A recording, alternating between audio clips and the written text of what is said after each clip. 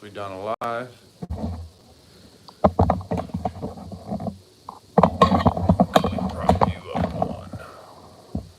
Ooh, maybe we can use this. There's a candle. No, can't use that.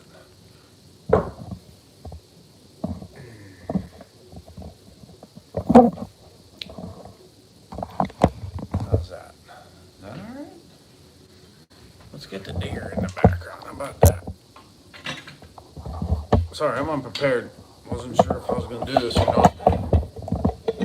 Fireworks. Probably just people down in town. There you can see the deer. We got TV in the background back there. We only got one on here. My computer's trying to update something that don't need to update. Let me get you, it's a little late. Let me get you on the computer here. Bless you. Thank you.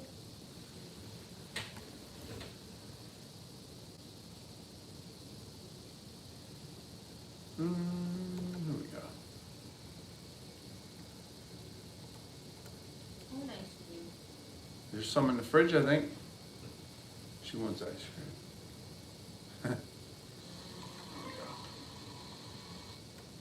Okay, so I turned the sound off. All right, we got 18. So, I was gonna do this a video, like make a video and talk about this, but I'm short on video stuff. Excuse me. Tired. Long weekend fishing. Short on video stuff because we're right in between jobs and we were hammering pretty hard on that last job, and I spent most of the time in the Ryan's cutter, the cutting thing. So we'll do it in a live, which I think might work better because you guys can talk back and forth with me and yourselves and everything. So Eli, what's up, buddy? Hope all's well. MW Logging, Jesse Hodges, Ernest Stevens, Prepper 14, Marshy, Sassafras Valley. What's up, guys? So, ooh, wow, we're up to 36 already. Holy moly. So, I want to start this by saying this is just my opinion. There are markets change regionally throughout states, throughout counties within the states. So I don't want anybody to take what I'm saying, just add it to whatever you think is going to happen or whatever. So Sexton's Excavating, what's up, guys? So we've been at a pretty good high lately. The last downturn we had was right when the Rona hit 2 years ago. And for us, it was a very short-lived downturn. And Chris Kaiser, how are you? Kenny Mysak, what's up? Yeah, it was a good time fishing, Kenny. So we had that downturn, and that was just, there was no, everything shut down. So obviously your supply shuts down. Matt Teeple, what's up, buddy? Your supply shuts down, so then it totally kills your, there's no demand, or not supply. The demand shuts down. So there's no supply. You don't, the market gets flooded. Sorry, I'm all over the place. But what happened was we had the whole runner boner thing, and now it built back up. And it had an adverse effect because two factors. I think a lot of people wanted to move away from cities, big cities and stuff. And hi, Wes. So you had a lot of people, the housing market went up. They wanted to move from there. And then plus money got really cheap. You had all the money they gave. She's playing with the dog. You had all the money that the government gave out, and plus they dropped interest rates so low that it made it easy for people to get loans. So everybody was buying homes. Everybody. And then the housing market went whoosh, through the roof. And that really drives our market too.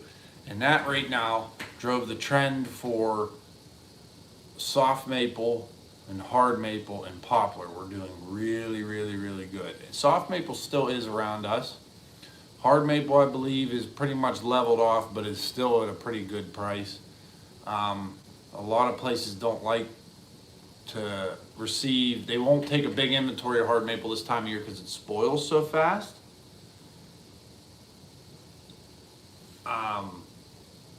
So your whitewoods were the big ones.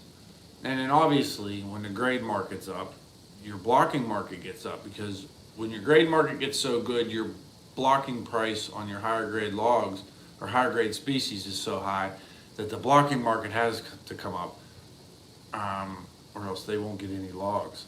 So the blocking market has been very good, very, very good. Poplar was screaming there for a while, but it has since dropped. I'm not going to say numbers or anything like that because that's all speculation.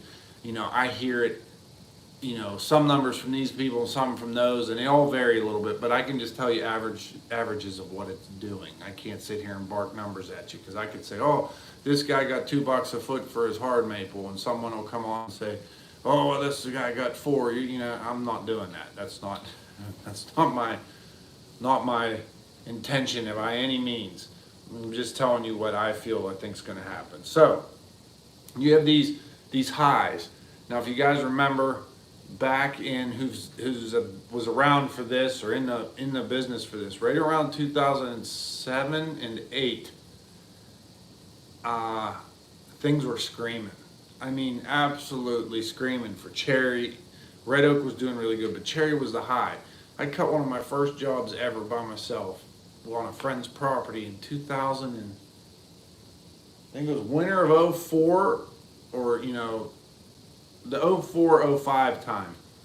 And I remember having 9-foot and 11-foot cherry logs, you know, veneer logs, or they called them veneered. You know, to this day I still didn't believe that they veneered. They were, you know, they weren't the greatest of quality. They were clear, but they had a little bit of like resin in them or anything like that. But those cherry, Southwest PA. I remember logs on the landing. They were, you know, this big around, 2 foot around. They were paying $1,000. A guy buyer come out, and he's like, footage, that log airs, you know, $1,082. This one's $984. It was just like mind-boggling. And it wasn't long after, obviously, about 2 years it crashed. There was big factors in that. The housing bubble burst then, and then the foreign market dropped off then also. The big driver for our darker woods is overseas, because they don't have it. You know, this part of the U.S. is the biggest. We're like one of the best hardwood supplies in all the world is this part of the U.S. So when your foreign markets die, that kills you for your import, export logs and all, and for all your export logs and things like that, and kills the market. But so you watch. It's funny. Money was cheap then. People that were getting loans that shouldn't. You know, they were giving out loans that were bigger than people were able to pay off.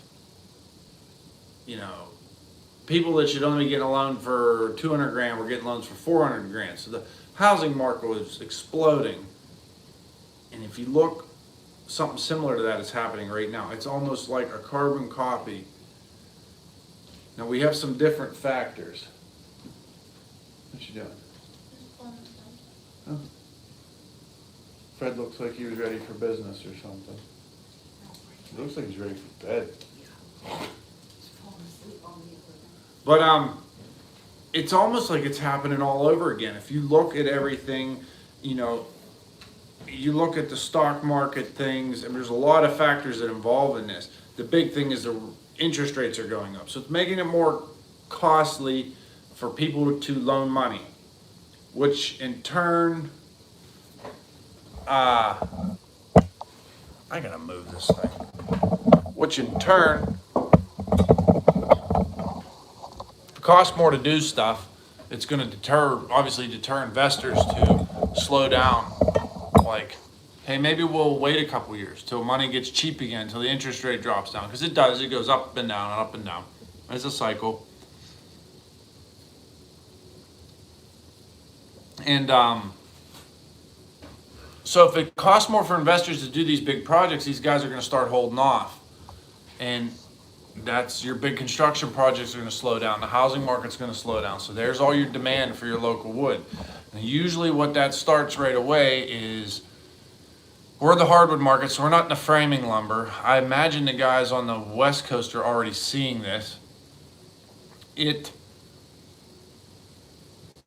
starting to go. I'm watching it now. Like, you see the prices. So what's happening is housing market slows down, commercial market slows down. You start to see the whitewoods, the prices are going to start dropping. Poplar, I know, has dropped already. I don't know about hard maple. I heard soft maple went up a little bit, but that, I think, you'll get those little bumps within the crash. And then so now guys are going to start saying, wow, the blocking market's so good over there. I can get so much for blocking. So instead of sending all my lower grade logs to the mill because they're paying good, they're going to start jamming that blocking market full. All the people that got this high dollar timber bought up, they bought it at the high, are going to start slamming it into the blocking markets, and they're going to flood the blocking market.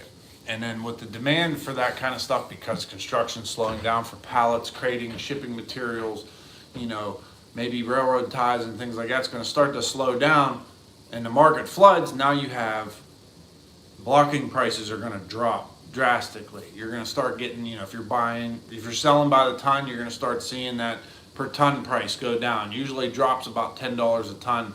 And next thing you know, if it's too bad, you'll start getting that, hey, you can only send us 4 loads this week, or hey, and then you'll get another one. Hey, you can only send us 2 loads, and then you're going to get the, hey, 2 loads this month, and that's when things really suck. If the price goes down and you can still wide open market, I think that'll be okay.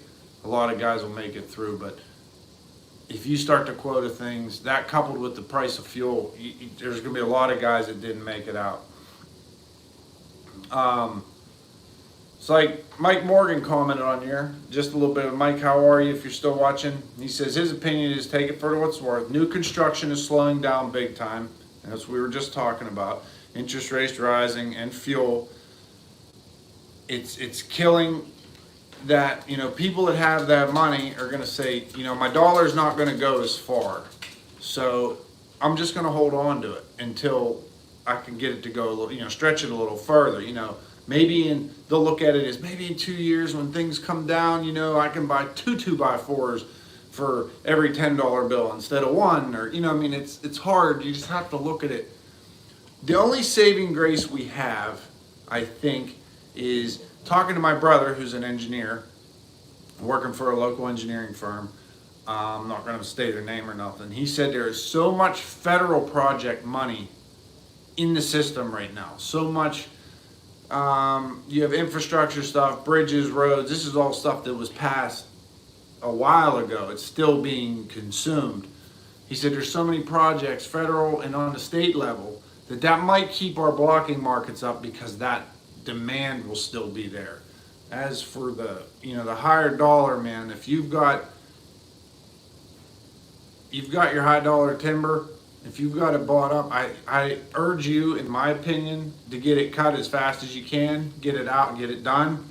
Or you might have to sit on it until these prices come back up to where you can make money cutting it, or else you're going to take a loss. It's not, and some people say, like, oh, well, with the price of fuel and the price of, what it costs to get it out of the woods, how can the price of the log ever drop below this? Because you can't produce it for any less than that. That is true. The price of the log, I don't think will go so low. We'll say 10 years ago, when cherry went from its elated high, it dropped down to, we will say, like 50 cents a foot for for the number 1 or something. Well, now it might only drop to 70 cents for number 1, not prime, but number 1. But what they're going to do to you is they're just going to put you on quota. Yeah, we'll pay 70 or 80 cents for that prime log, but you can only bring us 1 load a month because the demand's just not there. There's a lot of people that I think, and this is my opinion, a lot of people take for granted that, well, just because fuel's so high and everything, that the prices aren't going to drop. Well, it's not the prices dropping that I worry about. There's usually about a 5-year fluctuation in timber market. It goes up for 5 and it's on its way back down. Every 5 it hits a high, and then it hits a low, then it hits a high, then it hits a low. And there's trends. We're due for one. I mean, we have not. I thought it was going to happen when the Rona hit, and it kind of had an adverse. It kind of had a, it's what's the word? It had the opposite effect that a lot of people think it did for our industry. It killed it at first, and then it kind of came. It went otherwise. It was pretty wild. It went opposite.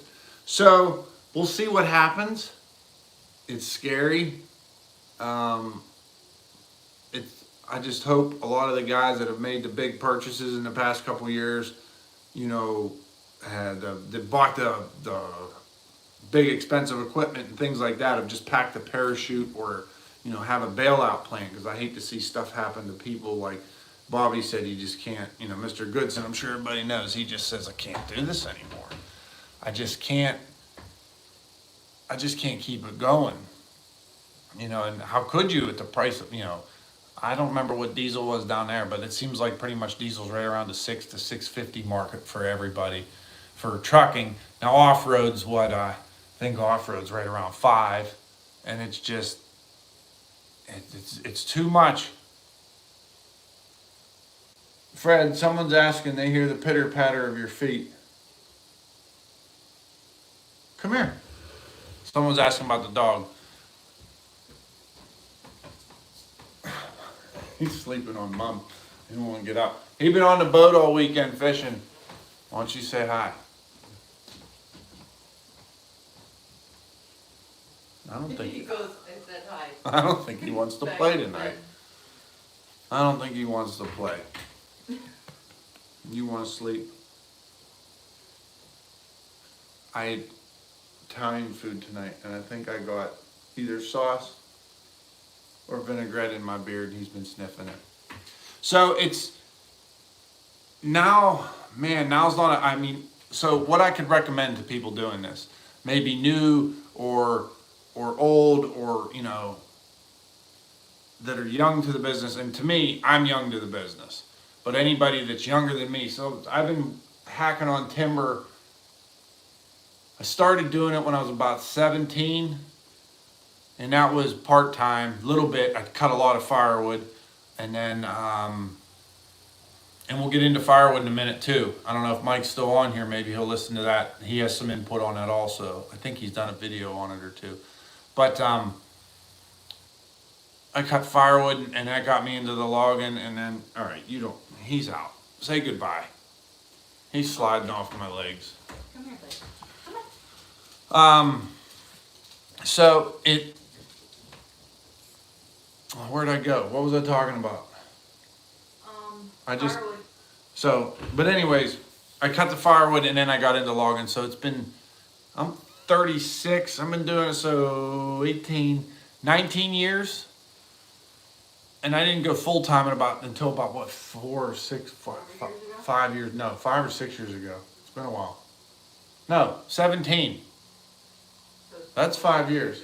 5 years.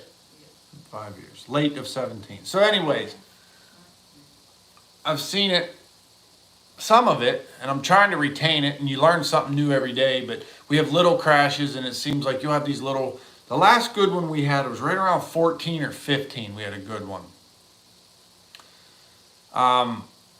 Mike's still in here. So, here's my thoughts on firewood. So right now, because blocking is so high, a lot of the guys north of here, they cut polewood that is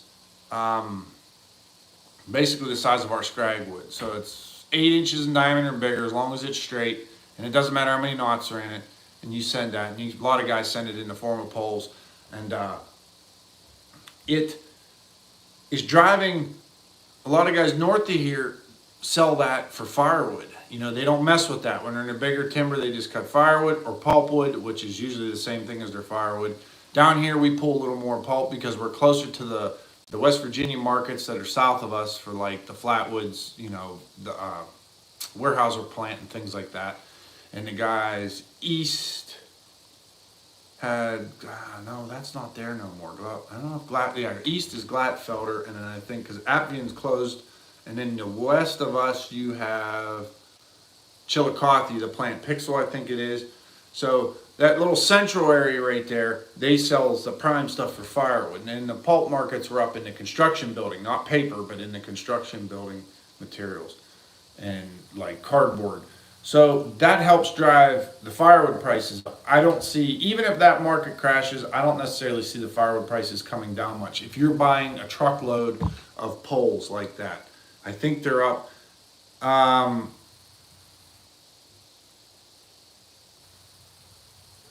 Yes. So Mike said a lot in our area, a lot of the firewood comes from like development.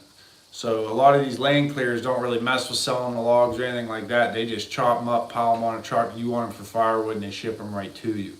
So I don't really see, I see a supply issue for the wood. You know, you might have to start trucking it further, which for the end buyer is, you know, the price is going to stay the same. For us, I used to sell a load of firewood poles. Like if you ever see Mike Morgan's, the ones he buy, he gets some pretty nice stuff, big stuff. It's great for his little splitter processor thing. A lot of the stuff that I cut's a little bit smaller than that. Just depends on the job and the quality of the timber. We sold it from 700 to 750 a load, and I haven't sold any this year since the fuel jump. So I couldn't tell you what it is. You know, I'd have to sit down, and it depends on how far you are from the job or stuff. And that's for a picker truck load, which is usually around 20 tons if you did volume wise. And Mike, can you make a comment of, if you had a guess of how many cords of firewood, and I guess it depends on the diameter of the poles, for just say on average, a standard log picker truck, self-loading log truck of firewood, how many cords of firewood are on one of them? I don't know. All right, so here's a high logger. You see him in the comments there. He is the fella I'm working with right now. They are currently selling it for $8.50 within 20 miles. Over 20 miles, there's a mileage. Imagine there's a fuel surcharge. Steve Bellows in the house.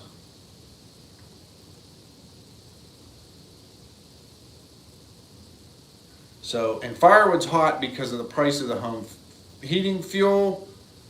It's just, you know, we heat with wood. I have gas furnace, but it's only a backup. You know, we burn wood all the time, obviously.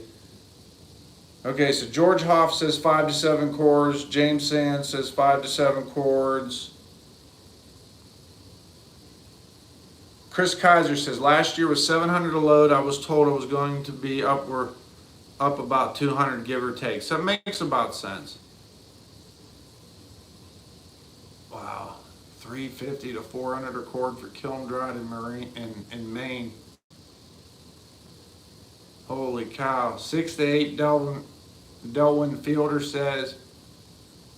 Sure glad we cut her. Lauren says he's sure glad we cut her. I wonder how much firewood's going for it by your mom and dad in Rhode Island. It's probably unbelievably expensive. My dad might know, but it's been a while since he bought firewood. He's kind of the same like we are, just cut his own. And as Mike said, back in the 80s, everybody was putting in a wood burner, and that's how I was raised. You know, we cut wood burner all the time, and it was, I think part of it was because my dad enjoyed cutting the wood. It was, you know, an outdoor activity. The other part of it was it saved money. My dad was always happy about saving money. And then I enjoyed doing it. So, you know, we'd have a big pile of logs. I'd go out there and split wood and I'm telling you, I was little. There's pictures of me when I was 5 or 6 splitting wood. I might not have known what I was doing. And, but I remember splitting it with the metal wedges. You pound it in with a sledgehammer because they were too big. Oh, and I used to get wood sometimes, and I learned fast that you don't ever take wood like elm and stuff like that. But I was young, I didn't know no better.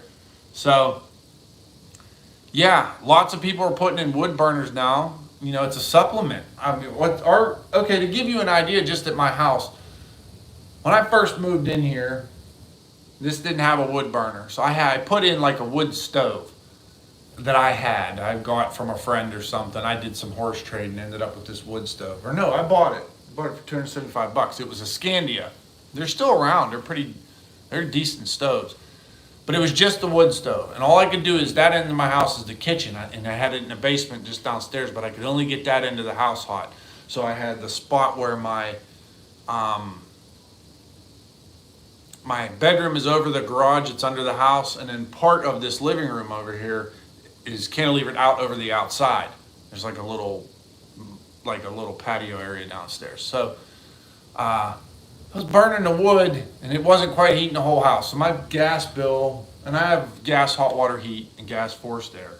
So it was like about $200 a month, and that was 12 years ago. So you can only imagine what that would be now. We're paying for gas like $90 on the payment, I think. In the winter?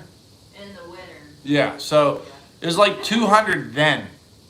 So I said, ain't gonna work. So I bought a wood furnace. So, and hooked it. It has like the plenum that comes off the top and everything. And it had a little blower, but my buddy was technically savvy, hooked it up to the furnace. So like when I need heat upstairs, it pulls the heat off the wood stove and not, it shuts the gas off basically. Just turns the fan on in the furnace and blows it all through the house. MSL's in here too. I will read some more comments, just give me a minute. So what happens was, I went from a $200 bill then, and now with the two of us, and she's here all day, it's only like $90 with the price of natural gas now, which has went up. Wood stove going all day. And she keeps the wood stove going all day. Keep this little lunch warm. You gotta keep the Fred warm. So, I mean, that's $100, $200 a month, depending on what your gas bill is, your usage is. And you figure what, that's 6 months a year? $700 a year or more, if you're saving more than that. It gets real high in the spring. Yeah, see, it gets bad like in the spring, because what'll happen is we get lazy and it starts to get warm, and It's too hot for wood. yeah, it's just like that little area where you light the stove, you blow it out in the house. You don't light the stove, you're a little chilly, so it goes up a little bit then. But so yeah, back at it. We got a lot of people in here. I just want to say hi to real quick. Go through, answer some comments if you have questions. If you answered one and I didn't get to it, re-comment it. So Steve's heating with the wood boiler. They're nice. I never put one here just because it's room issues. I don't have quite enough room. I only got like an acre here where I live. I need to get some land someday, but that's another thing that's too expensive. So let's go up. Okay, if we stopped, I think there. Supply issues on firewood poles. Okay, there we go. Him. Okay, Mike said 7 cords on a good load. Sorry, I missed that comment, Mike. Amateur logger thinks when the scrag pays so good, it'll start going for firewood. Probably will. Crazy farmers are mixing coal with their wood. Yeah, you know what the funny thing, they didn't plan on this whole war thing in Russia and everything, is coal has reached a high that is not reached. At one time there, shortly, it was higher than it ever was.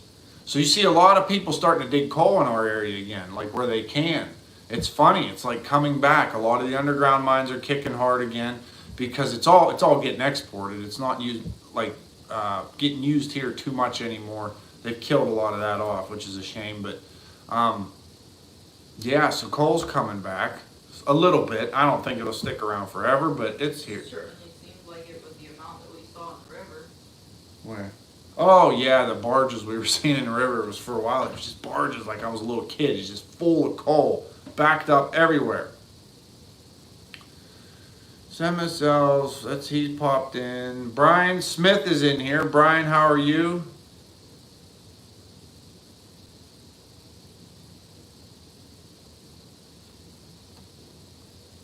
Steve said there's 17 acres near him for sale. Yeah, I know. Just rub it in, Steve.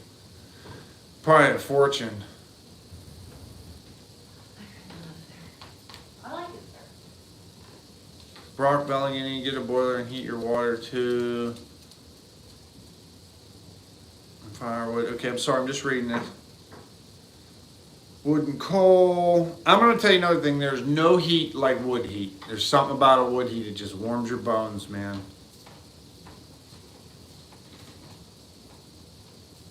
My dad's missing out on the YouTube video he could most relate to that you've done. Yeah. I sent him a text, but MSL, I got distracted. Don't get mad. Oh yeah, I've been fishing. I got a big head because I've been fishing.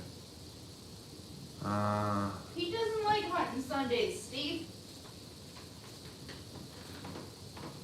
Bronco wood burners are sought after, made in Salem, Ohio.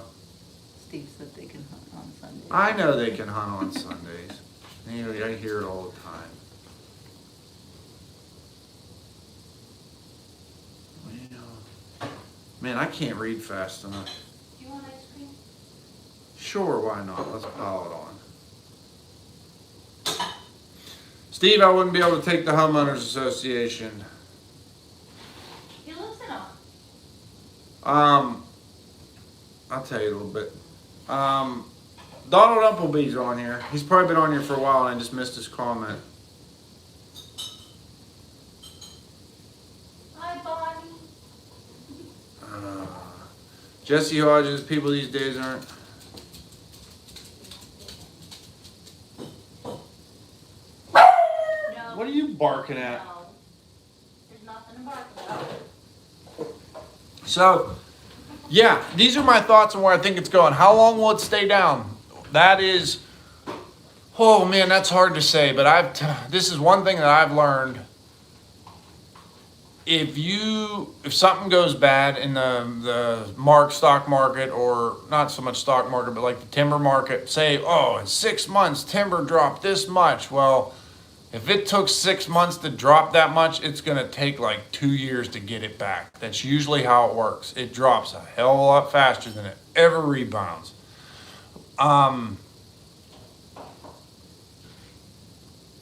It's tough. A lot of people blame mills. There's like, oh, they gouged the logger and blah, blah, and there are some that do. There's a lot that do. There's some very honest ones out there also.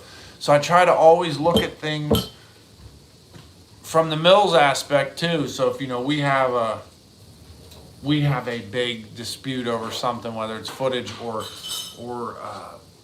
price on a log, and you got to try to put yourself in their mind too of what they go through.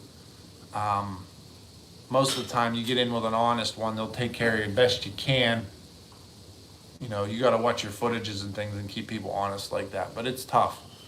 You can imagine them buying all this stuff high dollar. They don't want big inventories right now, because a big inventory and then the market crashes and then you're screwed. Man, I've got 300,000 feet of hard maple sitting out here that's going to spoil fast, that isn't even sawing yet, and now the price is dropping down below what I bought it for. So you got to think about things like that, and you'll start to see if this really starts to go sideways, that a lot of people, you're going to start seeing a lot of mills fold up. I remember when it went bad in 08, in the course of a 2-week period, mills went from accepting wide open as much as you could send to them at a good price to bankrupt in 2 weeks. I mean, it was just like that. Boom, we ain't going to make it. They auctioned off logs, they auctioned off mill, and it just done. Closed up shop. It's over.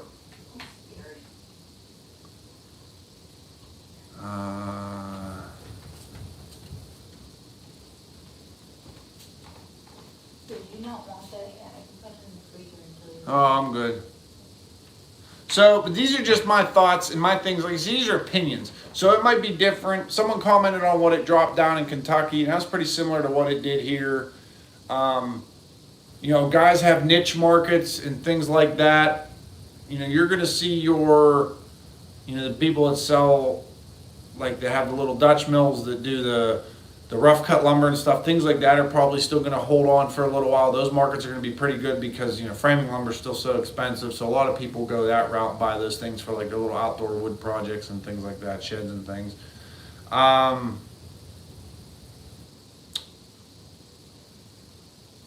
It's tough. It's so hard to predict these things. And I'd like to just plan for the worst. Look for the worst. My thing is, if the timber market gets so bad and I can't get work, I figure I have that dozer. I have some friends that have excavating businesses. Hopefully I can, for lack of better words, just whore out the dozer. Like, hey, you get me in a dozer for so much an hour or a day and do dirt work or something like that. The loader's paid off. The cutter's very close to being, I could pay it off, but I'm kind of like, why dump that chunk of money when it's, I can just slowly pay it and it looks good on the credit and those kinds of things. So,